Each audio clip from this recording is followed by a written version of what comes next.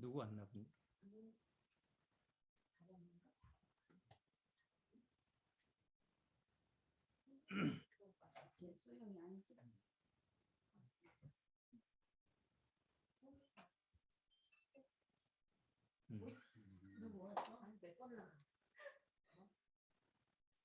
자, 시간이 됐으니까 우리 기도드리고 오늘 예배 시작하도록 하겠습니다. 다 같이 기도하시겠습니다. 하나님 아버지 감사합니다. 오늘도 이렇게 주님의 말씀 앞에 같이 모였습니다. 성경을 통해서 하나님이 주시고자 하는 메시지를 우리가 받을 수 있다라고 하는 것은 이 마지막 때에 큰 축복이 아닐 수 없습니다. 많은 사람이 하나님의 말씀을, 그 생명의 말씀을 듣고 싶어하고 듣기를 간절히 원해도 듣지 못하는 그런 모습을 우리는 다 알고 있습니다. 오직 성령으로 거듭나야만이 하나님의 음성이 성경을 통하여 내 심령 안에 들려진다는 사실을 우리는 분명히 경험하고 깨닫고 있기 때문에 우리한테는 그것이 큰 축복이라는 것을 늘 하나님 앞에 감사드리고 있습니다. 우리가 어떤 환경에 있든지 내 몸이 아프든지 아니면 내 환경이 어려운 여건이든지 내 삶이 지치고 고달프고 힘들든지 그 어떤 여건에서든지 하나님의 말씀이 나를 위로하고 하나님의 말씀이 나를 힘을 주고 나에게 이 세상을 이길 수 있는 강한 능력을 주신다는 사실을 우리는 늘 믿어야 될 줄 압니다. 이 마지막 때 오직 나를 살릴 수 있고 나를 보호할 수 있는 것은 하나님이 우리에게 주신 성경 66권의 말씀이라는 것을 꼭 심령에 기억하면서 살아갈 수 있도록 주님께서 인도하여 주옵소서. 예배 첫 시간이 옵니다. 마치는 시간까지 주님께서 그 살리는 말씀으로 우리 심령을 인도하여 주옵소서. 예수님의 이름으로 기도드리옵나이다. 아멘.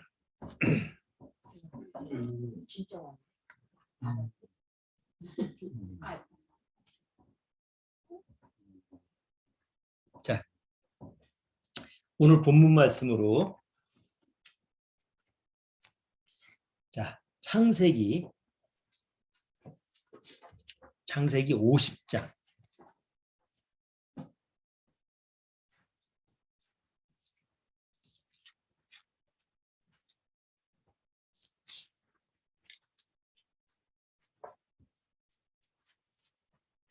오늘 바람이 굉장히 많이 부는 것 같죠.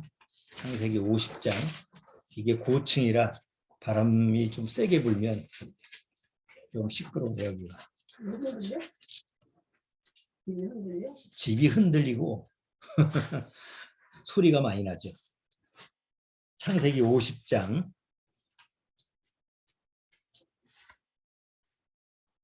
창세기 50장 15절서부터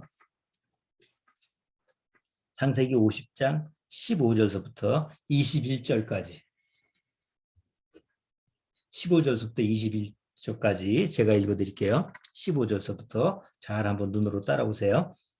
요셉의 형제들이 그 아비가 죽었음을 보고 말하되 요셉이 혹시 우리를 미워하여 우리가 그에게 행한 모든 악을 다 갚지는 아니할까 하고 요셉에게 말을 전하여 가로되 당신의 아버지가 돌아가시기 전에 명하여 이르시기를 너희는 이같이 요셉에게 이르라 내 형들이 내게 악을 행하였을지라도 이제 바라건대 그 허물과 죄를 용서하라 하셨다 하라 하셨나니 당신의 아버지의 하나님의 종들의 죄를 이제 용서하소서 하며 요셉이 그 말을 들을 때 울었더라.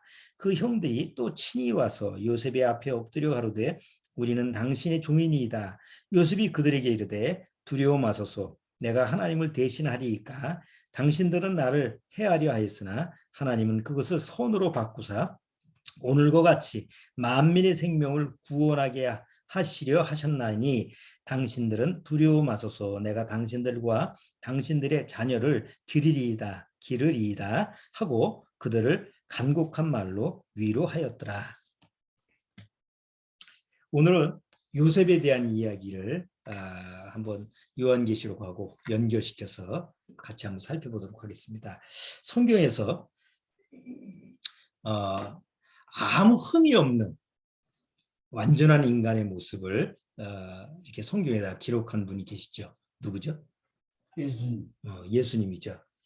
아무 흠도 없고 뭐 죄가 없으니까 흠이 있을 수가 없죠. 흠이 없고 또 이 세상에 우리하고 똑같은 육체로 오셨지만 온전한 하나님이 기뻐하시는 온전한 모습의 그런 인간의 모습으로 원래 하나님이 창조하신 그 창조하고 하나님이 그 원하는 사람 하나님이 만드는 목적에 그렇게 사셨던 분이 예수님이에요. 자, 그런데 구약에는 그와 비슷한 흠이 없는 사람이 하나 나타나는데 그 사람이 바로 요셉입니다. 요셉은 성경에 구약 성경을 보면 흠을 찾아볼 수가 없어요. 물론 요셉은 예수님처럼 죄가 없는 사람이 아니죠. 요셉도 죄인으로 태어나고 죄를 가지고 있어요. 여전히 죄를 져요. 그런데 성경에는 요셉에 대한 인물에 대해서 죄에 대한 기록이 없어요. 아브라함 자기 육신을 위해서 자기 부인을 속이죠. 뭐 속인 건 아니더라도 어쨌든 자기 목숨을 위해서 아내를 다른 사람한테 넘기는 그런 아주 좀 인간적으로 봤을 때는 그거 좀 이게 어떻게 저럴 수가 있어? 자기 목숨을 위해서 그래 아내를 그래 다른 사람한테 뺏겨? 그런 정도의 어떤 약점, 그 허점을 보여줬어요. 이삭도 마찬가지고. 야곱은 뭐 더더욱 말할 것 없이 뭐 죄투성이죠. 자기 목적을 위해서는 형을 속이고 뭐 이런 모습을 우리가 성경에 보면 적나라하게 보여줘요. 모세 같은 인물, 아주 위대한 지도자인 모세지만 여전히 성경에서는 모세의 연약한 모습을 드러냅니다. 이스라엘의 위대한 왕 다윗 왕, 아주 위대한 왕이죠. 그렇지만 다윗 왕의 그 가늠하는 그 모습, 그런 것이 성경에는 적나라하게 기록이 돼 있어요. 뭐 신약에도 예수님의 뭐 사도들, 제자들 여전히 그 육의 모습을 보면 연약한 모습을 우리가 성경에서 보게 되죠. 베드로, 난 절대 주님을 부인하지 않겠습니다. 배반하지 않겠습니다. 하지만 나중에 3번 부인하는 모습을 성경에는 그렇게 낱낱이 세세하게 기록하고 있어요. 그러니까 아무리 하나님 앞에 쓰임받는 아주 위대한 인물이라 할지라도 여전히 성경에는 이런 허점, 이런 연약성이 있구나. 예를 들어서 동방의 의인이라고 하는 욥과 같은 인물도 사람들이 보기에는 아무 흠이 없어 보이죠. 그래서 욥을 해석할 때 지금도 성경을 많은 해석하는 그 목사들이 욥은 하나님 앞에서 흠없는 사람이다. 진짜 의인이다. 이렇게 이제 해석을 하죠. 그렇지만 욥기에서는 뭐래요? 그도 여전히 하나님 앞에서 죄를 가지고 있는 자기 아집, 자기 의의를 붙들고 있는 그런 죄 문제에 대해서 적나라하게 기록하고 있습니다. 그런데 오늘 우리가 살펴볼 요셉이라고 하는 인물은 똑같이 아담의 후손이고 우리하고 똑같은 죄의 속성을 가지고 있는데 문제점이 안 나타나요. 기록이 안 돼 있어요. 여전히 하나님 앞에서 정말 하나님이 보시기에 아주 옳은 사람, 하나님 보시기에 온전한 모습, 그런 모습만 성경에 기록이 되어 있습니다. 그래서 요셉은 누구의 모형이냐면 바로 예수 그리스도의 구약에 기록된 모형이라고 볼 수가 있는 거예요. 자, 요셉의 일생하고 예수님의 일생하고 한번 비교를 한번 해보죠. 뭐 지금 시간이 많이 요셉이라는 인물을 성경에서 찾으면 시간이 많이 드니까 걸리니까 창세기 37장서부터 50장까지 요셉에 대한 이야기예요. 그래서 창세기 37장서부터 50장까지 이번 주에 숙제를 내릴 테니까 꼭 설교 듣고 꼭 한번 읽어보세요. 37장서부터 창세기 끝이 50장입니다. 그래서 그 뒤에서부터 요셉에 대한 인물에 대한 이야기가 나오니까 꼭 그렇게 읽어보셔서 한번 오늘 설교 들은 거하고 연관성 한번 맺어보세요. 자, 요셉의 일생에서 첫 번째 나타나는 게 요셉은 요셉이 그 아버지 야곱이 사랑하는 부인이 라헬이죠. 근데 라헬의 소생이 요셉이죠. 요셉과 베냐민이에요. 자, 요셉은 아버지의 아주 특별한 사랑을 받아요. 그래서 뭘 입히죠? 아버지가 특별히 사랑해서 채색옷, 뭐 색깔이 들어가 있는 그런 보통 중동 지방에 보면 우리나라처럼 옛날 우리나라의 무명옷 입듯이 단색을 주로 입잖아요.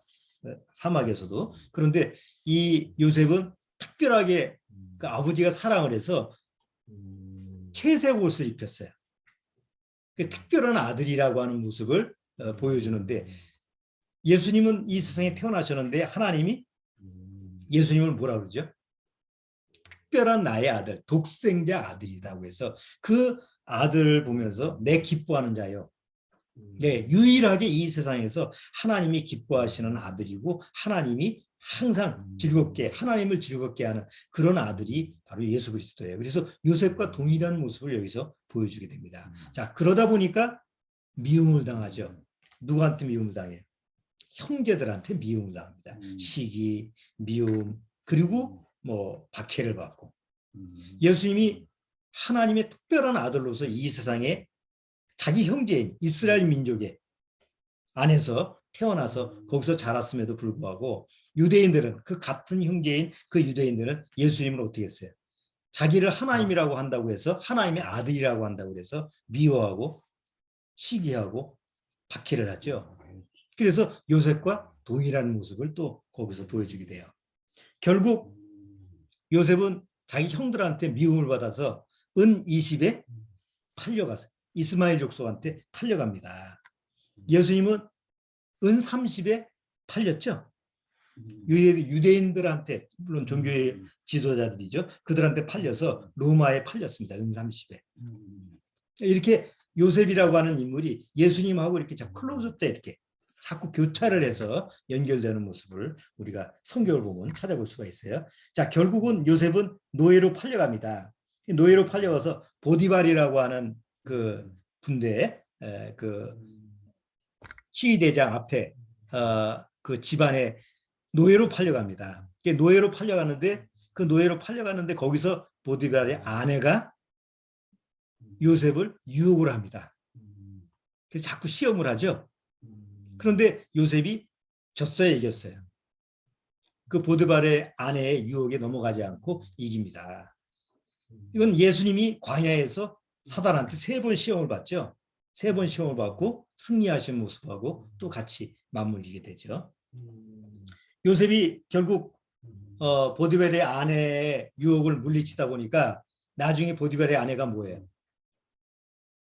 자기한테 들어와서 나하고 같이 재밌게 지내자, 자 이렇게 동침하자 이렇게 하니까 요셉이 자기 겉옷을 거기다가 버려두고 도망가요. 그러니까 보디발의 아내가 소리를 치면서 저게 내 방에 들어와서 나를 겁탈하다가 내가 소리 지르니까 도망갔다고 해서 누명을 씌워서 결국 억울하게 감옥에 갇힙니다. 자, 예수님이 하나님의 말씀, 복음을 전하기 위해서 유대인들한테 와서 그 유대인, 자기 백성 이스라엘인들한테 하나님의 복음을 선포하는데 억울하게 누명을, 자기가 자칭 하나님이다 라고 하는 그런 누명을 쓰고 결국은 잡히죠. 예? 이런 모습하고 또 예수님하고 연결될 수가 있어요. 요셉이 이제 감옥에 갇혀서 거기서 무슨 일이 있었죠? 감옥에서 바로 왕의 떡 굽는 관원장하고 술을 이렇게 바치는 그 술 관원장이, 두 관원장이 뭐 어떤 일에 의해서 잡혀왔어요. 그래서 감옥에 갇혔는데 요셉이 그들의 시중을 들게 되죠. 그런데 어느 날 꿈을 꾸게 됩니다. 떡 굽는 관원장이나 술 관원장이 꿈을 꿔요. 꿈을 꾸는데 이 꿈의 해석을 할 수가 없어서 아주 괴로워하는데 그걸 해석을 누가 해주냐면 요셉이 해줍니다. 그래서 술 맡은 관원장은 3일 뒤에 이제 풀려납니다. 이렇게 얘기를 해주고 떡 하는 관원장한테는 당신 사흘 만에 죽게 됩니다. 이렇게 했는데 결국 나중에 그 꿈이 해석을 정확히 해서 술 맡은 관원장은 풀려나고 다시 복원되고 복귀를 하죠. 바로 앞에서. 그리고 떡 굽는 관원장은 죽음을 당하죠. 그리고 시간이 한참 지났는데 술 맡은 관원장은 그 요셉을 잃어버리고 있었어요. 잊어버렸어요. 기억을 못해요. 나 좀 기억 좀 해달라고 그렇게 신신당부를 했는데 잊어버리고 있어요. 자, 그러다가 바로 왕이 꿈을 꾸게 됩니다. 하나님이 주시는 꿈을 꾸게 되는데 그게 이제 앞으로 7년 동안 흉년 들었다가 나중에 7년 동안 기근이 들어서 이제 그런 꿈을 이제 바로 왕한테 꾸게 하죠. 바로 왕이 그 꿈을 해석을 못해서 애굽의 모든 그 점수사들을 불러도 꿈이 해석이 안 되다가 이제 그것 때문에 이제 괴로워하고 있었는데 마침 술 관원장이 내가 옛날에 감옥에 있었는데 내 꿈을 해석을 해주는 젊은이가 하나 있었는데 그것 때문에 내가 다시 돌아와서 바로 왕을 섬길 수 있다고 그런 얘기를 해주죠. 그래서 바로 왕이 그럼 불러라. 그래서 내 꿈의 해석을 좀 부탁을 해요. 요셉이 바로 왕의 꿈을 해석을 해줍니다. 앞으로 7년 동안 풍년이 있어 크게 곡식들을 많이 수확을 할 수 있는 풍년이 드는데 그 이후에는 7년 동안 극심한 기근이 들어서 왕이요 이거 미리미리 준비해야 됩니다. 바로 왕이 요셉의 해석을 듣고 어떻게 해요? 야 네가 나보다 낫다. 내 자리보다 네 지혜나 네 능력이 뛰어나다 그래서 총리 대신으로 만들어줍니다.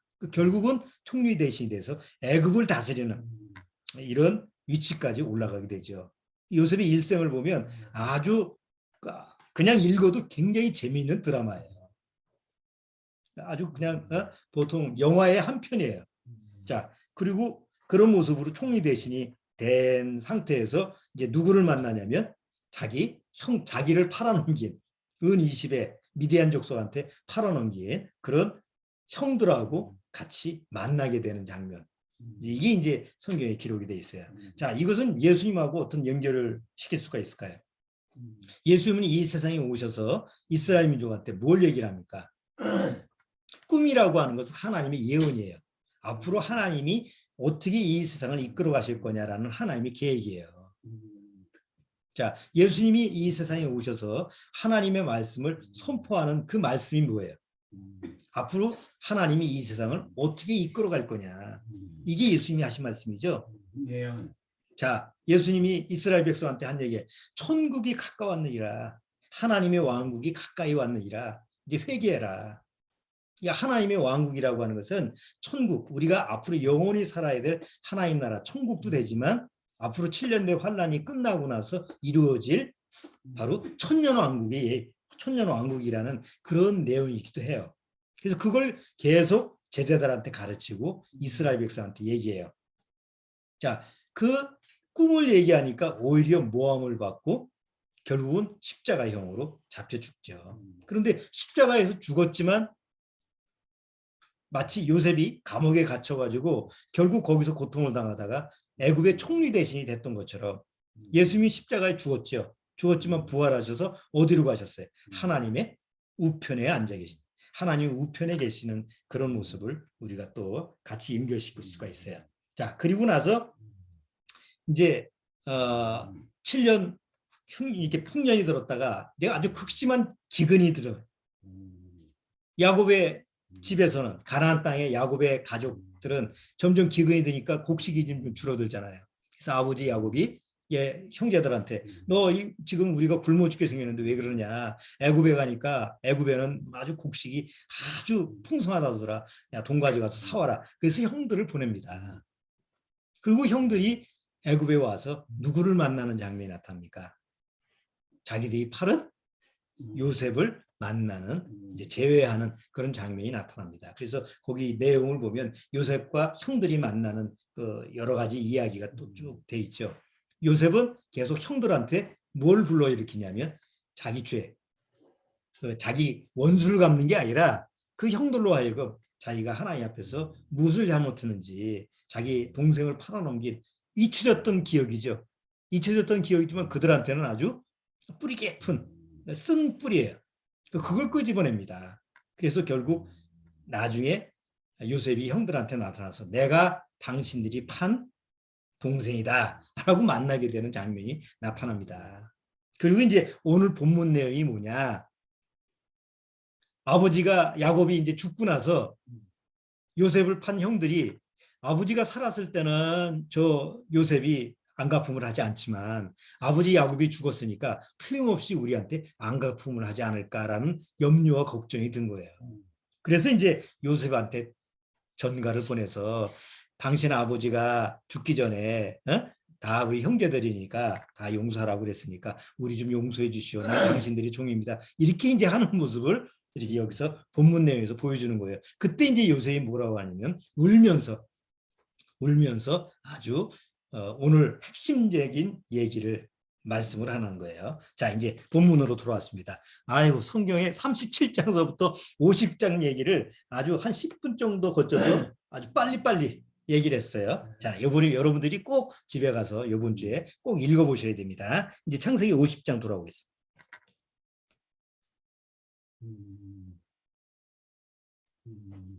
자, 창세기 50장 15절. 요셉의 형제들이 그 아비가 죽었음을 보고 말하되 요셉이 혹시 우리를 미워하여 우리가 그에게 행한 모든 악을 다 갚지는 아니할까 하고 요셉에게 말을 전하여 가로되 당신의 아버지가 돌아가시기 전에 명하여 이르시기를 너희는 이같이 요셉에게 이르라 내 형들이 내게 악을 행하였을지라도 이제 바라건대 그 허물과 죄를 용서하라 하셨다 하라 하셨나니 당신의 아버지의 하나님의 종들의 죄를 이제 용서하소서 하며 요셉이 그 말을 들을 때 울었더라. 왜 그래요? 왜 울었어요? 분해서? 원통해서? 아니죠.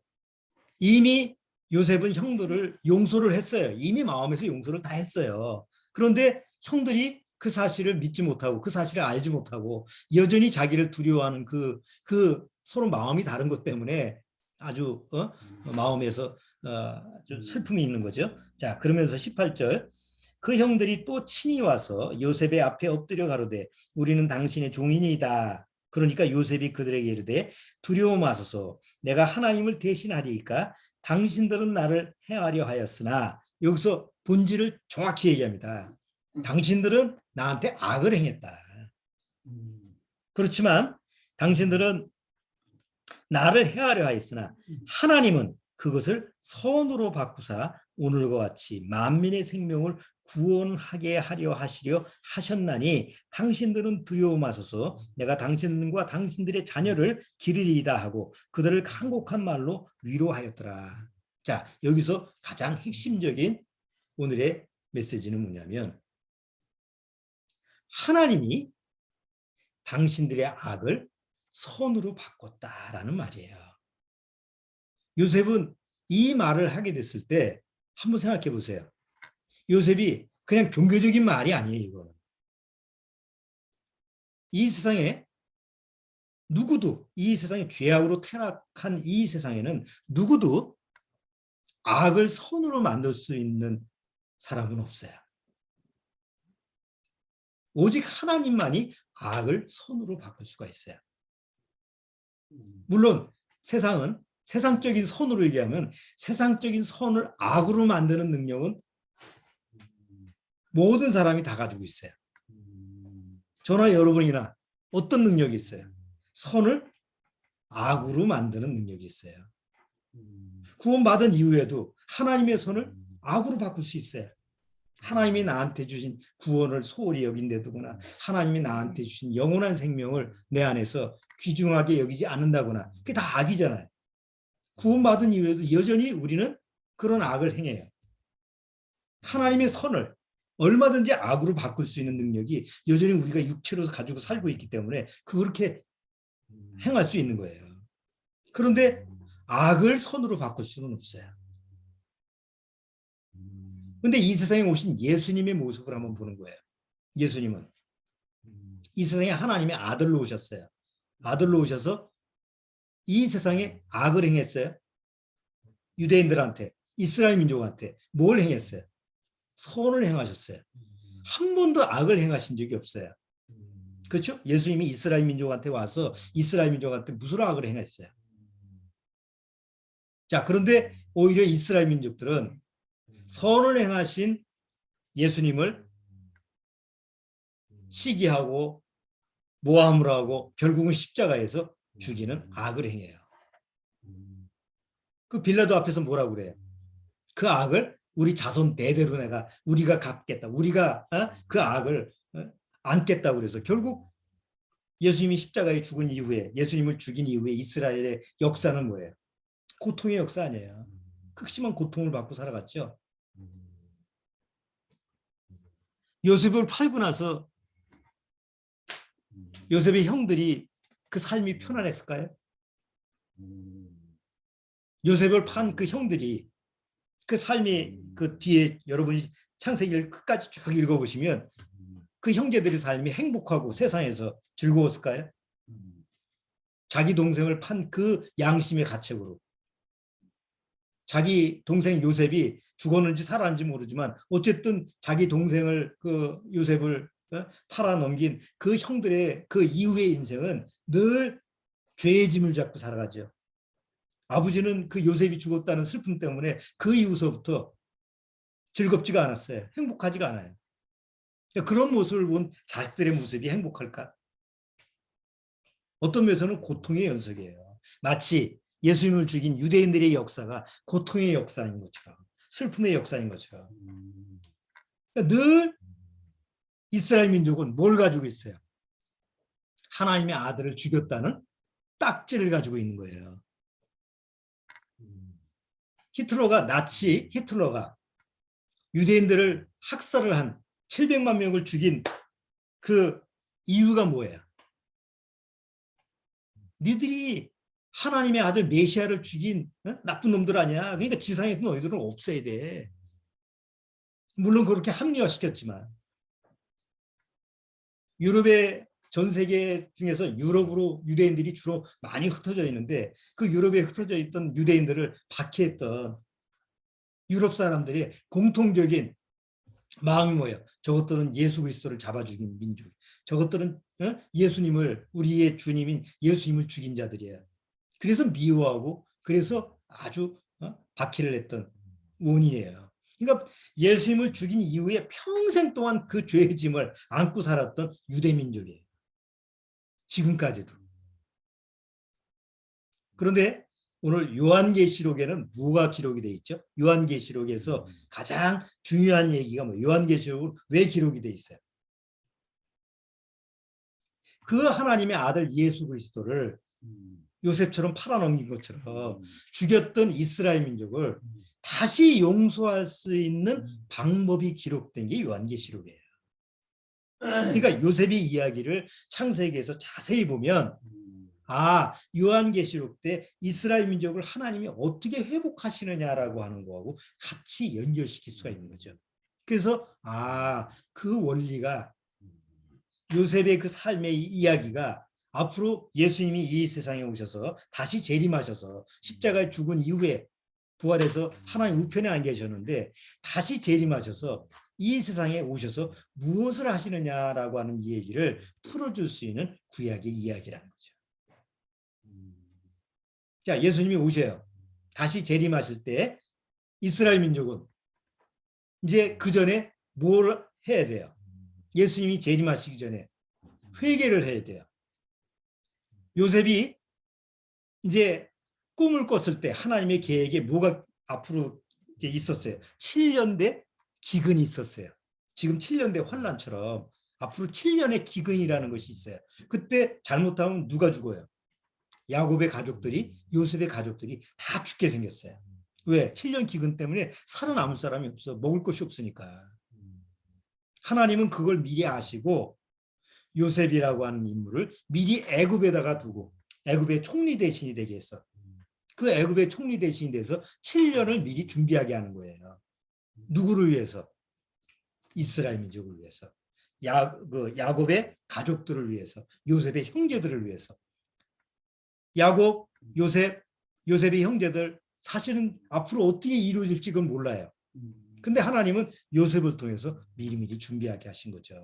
그게 바로 앞으로 7년대 환란 때 이스라엘 민족을 구원하기 위해서 미리 예수님이 오셔서 이스라엘 민족한테 하나님의 메시지를 전하고 앞으로 천국이 올 거다. 하나님의 왕국이 올 거다. 너희들 하나님의 이 약속을 기다려야 된다. 이렇게 얘기를 했는데 그걸 믿지 못하고 어떻게 해요? 요셉이 꿈을 꿨죠. 하늘의 별들이 하늘의 12별들이 다 이제 11별이죠. 12별이 있었는데 11별이 다 나한테 절하더이다. 해와 달도 나한테 절하더이다. 이런 꿈을 꾼 거로 해석을 하죠. 그건 앞으로 뭔 일이 벌어질 거예요. 앞으로 7년대 기근이 그때 7년 기근이 오면 다 나한테 와서 내가 도와줄 거다라는 얘기, 앞으로 이루어질 일들이에요. 요셉도 그게 뭔 일인지 모르죠. 근데 다만 하나님이 주시는 그 앞으로의 일들을 얘기를 한 거예요, 형들한테. 근데 형들이 그걸 못 알아듣고 저런 나쁜 놈, 내가 너한테 절한다고 그래? 그래서 결국은 팔아넘긴 거 아니에요. 죽이질 못해서. 예수님이 2000년 전에 오셨어요. 유대 민족들한테 앞으로 이 세상이 멸망하다가 하나님이 심판을 받고, 그리고 이 세상은 멸하고 하나님의 왕국이 세워질 거다. 그리고 너희들을 거기로 인도할 거다. 그러니까 그 말을 하니까 뭐예요? 야, 이 멀쩡한 세상이 왜 망해? 저거 하나님의 아들이라고 지칭하면서 저 사기치는 놈이다. 그리고 죽인 거예요. 자, 똑같지 않습니까? 요셉이 이야기하고 이스라엘 민족이 마지막 7년대 환란 때 겁겨야 될 일하고 요셉이 얘기하고 같이 이렇게 연결시키는 거예요. 자, 나중에 이제 요셉이 형들하고 만나는 장면에서 이제 창세기 자세히 보면 계속 형들로 하여금 자기 안에 있는 죄를 끄집어내게 합니다. 아이고, 그 형들이 곡식을 얻어가지고 하는데 돈 뭉치를 갖다가 같이 넣어줘요. 그러고 나서 집에 가서 풀어보니까 돈 뭉치도 같이 있어. 이거 큰일 났다, 야, 이거. 우리 돈 뭉치, 이거, 곡식 살려고 돈 뭉치를 줬는데 이거까지 여기 안에 있으니 나중에 이거 어떡할 거, 그러니까 계속 요셉은 그 이스라엘 민족으로 하여금 죄를 자꾸 들춰내는 거예요. 아, 내가 무슨 일을 했지? 야, 내가 옛날에 우리 동생 요셉을 팔아넘겨서 결국 이런 일이 생기는구나. 이런 식으로 자꾸 이제 죄의 문제를 끄집어내게 하는 거죠. 이스라엘 민족이 마지막 7년대 환란 때 적그리스도가 왔어요. 적그리스도가 왔는데 처음에는 그게 우리의 메시아다라고 해서 찬송을 하고 쫓아가는데 나중에 3년 만이 끝나고 나서 적그리스도가 야, 내가 하나님이야 라고 했을 때 이스라엘 민족이 그때 비로소 화들짝 놀라죠. 가짜네? 그러면 옛날에 2000년 전에 우리 조상들이, 우리가 조상 때서부터 우리 때까지 그렇게 거부해하고 배척했던 그 메시아, 성경에 기록된 그 예수 그리스도는 누구지? 아, 그분이 진짜 메시아였구나라는 걸 깨닫죠. 그리고 나서 이스라엘 민족이 전체적으로 뭐예요? 우리가 잘못했다. 우리가 그때 우리 조상 때서부터 그 죽였던 메시아를 우리는 배척하고 미워했는데 그분이 진짜 하나님의 아들이구나 하고 하면서 마음속에서 하나님 앞에 정말 자기 죄를 토로하고 회개하는 장면이 나타나요. 그래서 요한계시록 보면 뭐 12지파가 다 하나님 앞에서 회개하는 장면이 나타나죠. 그때 하나님이 이제 예수님이 이제 재림하셔서 뭐라 그래요? 재림하시기 전에 이스라엘 민족한테 그들의 회개를 받아들이고 내가 이미 다 용서해서 너희들을 구원하기를 원했다. 근데 하나님이 나를 미리 보내서 이런 일이 있을 줄 알고 나를 미리 보내서 너희들을 보호하고 책임지게 하기 위해서 하나님이 나를 미리 보낸 거다. 하나님은 너희들이 나를 죽인, 십자가에서 나를 죽인 악을 뭘로 바꾸셨어요?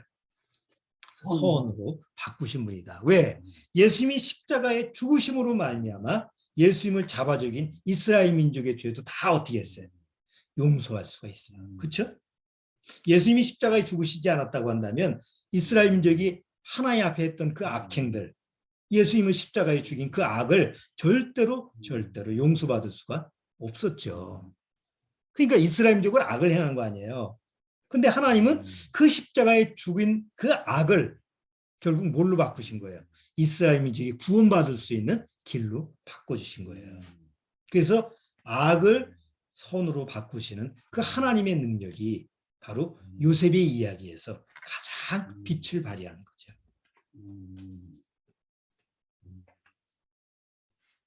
로마서 8장 28절 한번 보시죠.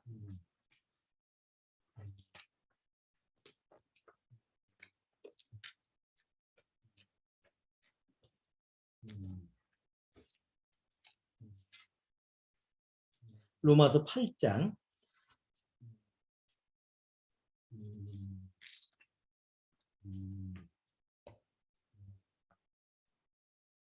로마서 8장 28절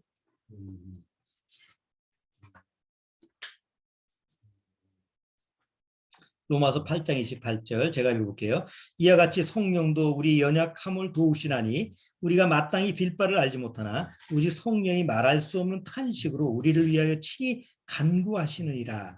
마음을 감찰하시는 이가 성령의 생각을 아시나니 이는 성령이 하나님의 뜻대로 성도를 위하여 간구하심이라. 우리가 알거니와 하나님을 사랑하는 자 곧 그 뜻대로 부르심을 입은 자들에게는 모든 것이 합력하여 뭘 한다죠?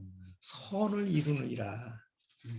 모든 것이 합력하여 선을 이룬다라는 것은 하나님이 우리의 악을 그냥 허용하시는구나. 내가 구원받아도 마음대로 살아도 그냥 그래 내가 십자가에서 이제 다 용서했으니까 마음대로 살아라. 그렇게 허용하는 것을 얘기하는 게 아니에요. 이거는.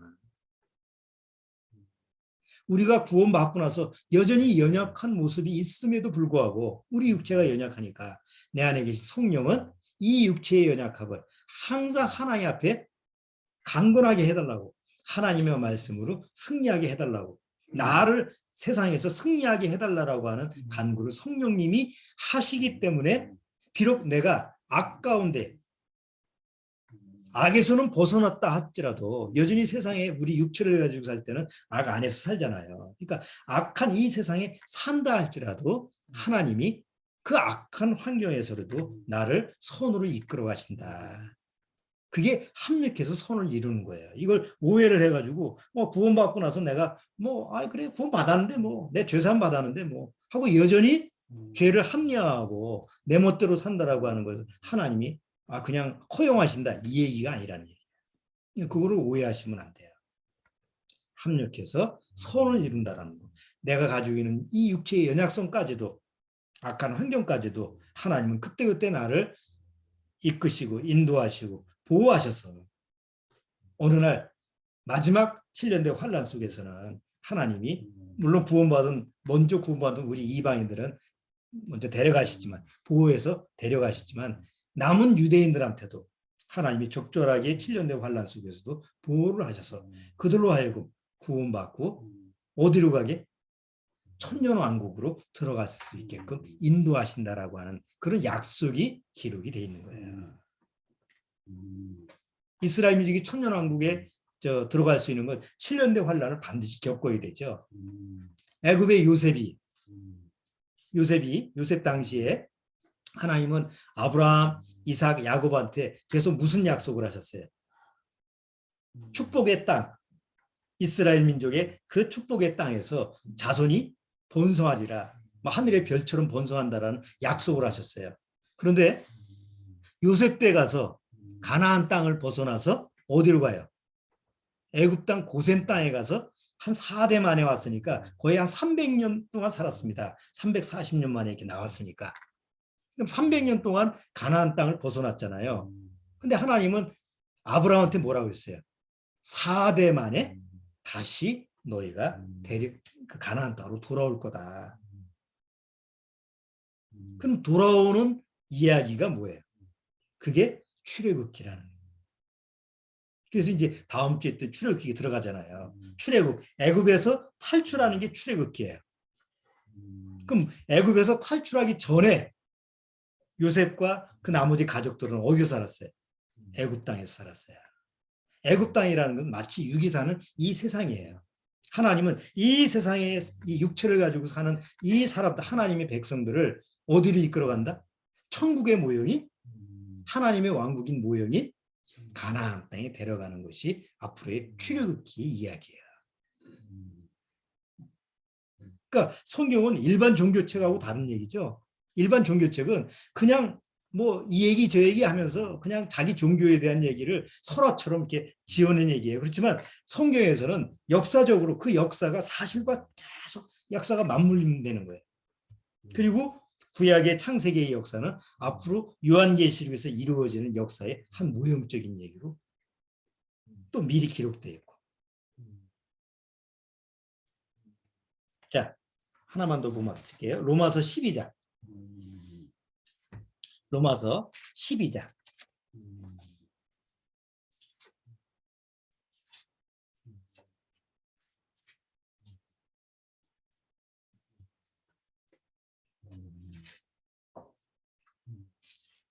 로마서 12장 18절 19절부터 읽어볼게요. 자, 그렇기 때문에 우리가 세상에서 하나님이 악을 선으로 바꾸시는 능력이 있으신 분이라고 한다면 우리 안에 성령이 들어왔으면 우리 안에도 뭐가 있어요? 선을 악으로 만드는 사단의 능력이 원래 있었는데 그게 십자가에서 이미 처리가 됐으니까 이제는 무슨 능력이 들어왔어요? 하나님처럼 악을 선으로 바꿀 수 있는 능력이 예수님 안에 있는 능력이 우리 안에 동일하게 들어와 있는 거예요. 그러면 그 능력을 어떻게 사용할 수 있느냐? 여기 한번 잘 보세요. 로마서 12장 19절. 내 사랑하는 자들아 너희가 친히 원수를 갚지 말고 진노하심에 맡기라. 기록되었을 때 원수 갚는 것이 내게 있으니 내가 갚으리라고 주께서 말씀하시니라. 내 원수가 줄이거든 먹이고 목마르거든 마시우라. 그리함으로 내가 숯불을 그 머리에 쌓아 놓으리라. 21절. 악에게 지지 말고 손으로 악을 이기라. 악에게 지지 말고 뭘로 이기라고요? 손으로 악을 이기라고 했어요. 그런데 선은 누구예요? 성경에서 선은 내가 세상에 착한 게 선이에요? 착한 일하는 게 지나가다가 뭐 거지한테 동냥해주고 불우이웃 돕게 하고 뭐 노숙자들한테 밥 해주고 이런 게 선한 일이에요? 그건 세상에서 말하는 선한 일이에요. 그것도 선이에요. 그렇지만 세상에서 말하는 세상 차원의 선이에요. 성경에서 말하는 선은 그런 선이 아니고 하나님이 선이에요. 그리고 하나님의 아들 예수 그리스도가 십자가에 죽고 내 죄를 짊어지고 십자가에서 죽고 나와 함께 다시 살아나신 그 일이 십자가의 그 구속사역이 바로 선이에요. 그 선이 내 안에 있기 때문에 그 선으로 뭘 이길 수 있는 거예요? 악을 이길 수 있는 거예요. 악한 내 육의 성품, 악한 내 육의 습관, 악한 내 육적인 환경, 이 세상 악, 이것을 이길 수 있는 것은 바로 내 안에 들어오신 바로 선하신 예수님, 선이신 예수님, 그분이 바로 악을 이길 수 있는 능력이에요. 오늘 요셉의 전체적인 이야기를 통해서 악을 선으로 바꿀 수 있는 하나님을 요셉이 뭐라고 그랬어요? 형제들한테 뭐라고 그래요? 악을 선으로 바꾸시는 하나님을 내가 대신하니까. 얼마나 겸손하고 얼마나 하나님 앞에서 옳은 자세인지 몰라요. 이게 구원받고 나서도 우리가 항상 갖춰야 될 자세예요. 그렇죠? 가정에서나 뭐 학교에서나 아니면 직장에서나 우리는 항상 뭐하고 부딪혀요? 구원받았음에도 불구하고 악하고 부딪힙니다. 악한 사람, 악한 환경, 악한 여러 가지 주변 모습. 요새는 사람들이 점점 악해져 가요. 무서워. 지나가다 뭔 일을 당할지도 몰라. 그렇죠? 지하철 타고 앉아 있는데 나이가 든 사람이 자기한테 좀 뭐라고 마스크 썼냐 안 썼냐 얘기 한번 붙였다가 이건 뭐 망신살도 그런 망신살이고 안 맞으면 다행이에요. 애들한테 뭐 또 담배 내가 미성년자인데 담배 피워 그러면 애들이 네가 나 담배 피우는데 돈 줬냐 뭐 했냐고 달려들어요. 이건 보통 시대가 아니에요 지금은. 뭐 지나가다가 옛날처럼 훈수도 가지고 뭐 교정이 되는 시대가 아니에요. 이제 막 가는 세상에 애들이고 뭐고. 그런 악한 현실을 우리는 이 세상에 지금 살면서 부딪혀가면서 사는 거예요. 그렇잖아요. 사람들이 악만 남았어. 그런 세상에서 그렇다고 해서 그 악을 피하기 위해서 집안에만 살 거예요? 그럴 수는 없잖아요. 돈도 벌어야 되고 가정도 지켜야 되고. 그렇기 때문에 요셉처럼 악을 선으로 만드시는 하나님을 전적으로 의지하는 삶, 전적으로 의존하는 삶, 이게 필요한 거예요. 제가 이제 번역하다가 또 조금만 좀 두 편만 두 소재 거리만 번역을 하고 일단 다음 주에 여러분들한테 배포를 하려고 하는데 거기 보면 자기 주도적인 삶을 버려라라는 그 제목이 있어요. 자기 주도적인 삶이 뭐예요? 요새 학생들도 교육 방식이 자기 주도적 교육이 있잖아. 자기 주도적 교육이 뭐냐면 남이 시켜서 하는 게 아니라 자기가 스스로 하는 거예요. 모든 인간이 세상 사는 사람이 그러니까 자급자족이지. 그것을 원하고 또 아이들한테도 그런 방식으로 교육을 시키잖아요. 그게 이제 몸에 습관화돼가지고 유계 체질화가 돼가지고 구원받고 나서 자꾸 자기 주도적인 삶을 살아가는 게 우리 속성이에요. 이제 이언 토마스라는 분이 자기 주도적인 삶을 죽여야만이 경건의 삶을 살 수 있다라는 메시지로 이제 글을 썼는데 다음 주에 한번 배포를 할 거니까 한번 잘 읽어보시고 오늘 요셉의 삶을 통해서 우리가 교훈을 얻어야 돼요. 요셉은 절대로 자기 주도적인 삶을 살았어요? 다 남에 의해서, 그렇죠? 뭐 아버지 보고 특별하게 사랑하라고 그랬나? 아버지가 특별히 사랑해서 채소옷을 입혀줬잖아. 하나님이 꿈을 줘서 꿈을 얘기한 것 뿐이잖아. 그런데 졸지에 그것 때문에 팔려가고. 그러니까 요새 입장에서도 억울한 거 아니에요? 내가 그렇게 하고 싶어서 한 게 아니라 다 주어진 여건에서 그냥 사실대로 얘기한 뿐인데. 보디발 집에 가서 보디발의 아내가 막 유혹을 하는데도 난 주인을 충성하기 때문에 절대 하나님 앞에 이 죄를 저지를 수 없다. 이렇게 자기 하나님 말씀 앞에서 자기 딱 자리를 지켰는데 그것 때문에 감옥에 갇혔잖아요. 얼마나 억울해. 그런데도 요셉은 그런 거에 굽히지 않는 거예요. 왜? 악을 선으로 바꾸는 하나님을 내가 대신할 수 없으니까. 그냥 꿋하게 하나님 앞에 자기를 맡기는 거예요. 결국은 나중에 요셉은 하나님의 대리인이 돼서 하나님의 약속된 이스라엘 민족을 구원하는 구원자가 되잖아요.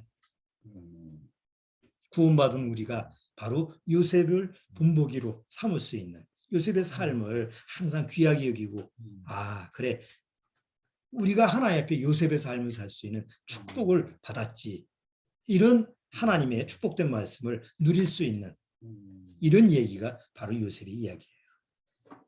꼭 이번 주에 창세기 37장서부터 50장까지 요셉의 이야기를 쭉 읽어보시면서 오늘 들었던 설교 말씀을 같이 한번 마음에 묵상하시면서 그렇게 한번 점검을 해보시기 바랍니다. 자, 오늘은 여기까지 하도록 하죠. 잠깐 기도드리고 마치도록 하겠습니다. 하나님 아버지 감사합니다. 오늘 성경에 기록된 요셉의 이야기를 통해서 예수님의 삶의 모습을 같이 살펴봤습니다. 요셉의 이야기가 예수님의 이야기고 예수님의 얘기가 요셉의 이야기라는 이 사실을 성경을 통해서 우리가 확인하면서 악을 선케 만드신 그 하나님, 오직 악을 선케 하실 수 있는 분은 오직 유일하신 하나님 한 분이라는 사실을 믿고 구원받고 나서 우리 안에 나한테도 악을 이길 수 있는 능력을 주신 그 성령님께 늘 순종하면서 하나님의 말씀을 믿고 따르는 그런 하나님의 자녀로서 부족함이 없는 삶을 살도록 주님께서 축복하시고 인도하여 주옵소서. 예수님의 이름으로 축원합나이다. 아멘. 자, 오늘은 여기까지 하도록 하죠.